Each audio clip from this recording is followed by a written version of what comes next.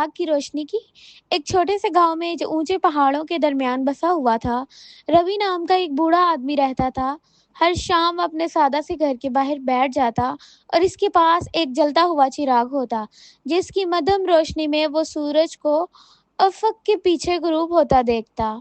ایک شام کنال نام کا ایک نوجوان لڑکا وہاں سے گزرا۔ اس نے روی کے بارے میں کئی کہانیاں سن رکھی تھیں کہ وہ کبھی ایک عظیم مسافر تھا جس نے دور دراز کی زمینیں دیکھی تھیں اور ناقابل یقین عجائبات کا مشاہدہ کیا تھا۔ تجسس کے مارے کنال بوڑھے کے قریب جا پہنچا۔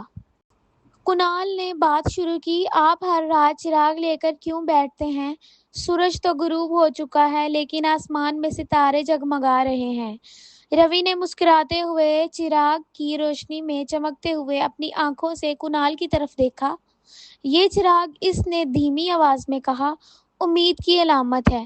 زندگی میں کئی دفعہ ایسا وقت آیا جب میں خود کو کھویا ہوا محسوس کرتا تھا اور میرے ارد گرد دنیا اندھیری لگتی تھی، لیکن ان لمحوں میں میں چراغ جلا لیتا تھا تاکہ مجھے یاد رہے کہ اندھیرے وقتوں میں بھی ایک چھوٹی سی امید کی روشنی میں ہمیں آگے بڑھنے کا راستہ دکھا سکتی ہے۔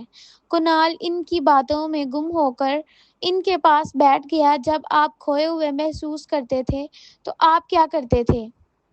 روی نے ہنستے ہوئے کہا، میں چلتا رہا، ٹھوکر کھا کر گرتا رہا، لیکن ہر بار اٹھ کھڑا ہوا اور امید کی روشنی کا پیچھا کرتے ہوئے آخرکار اپنی منزل پا لیتا۔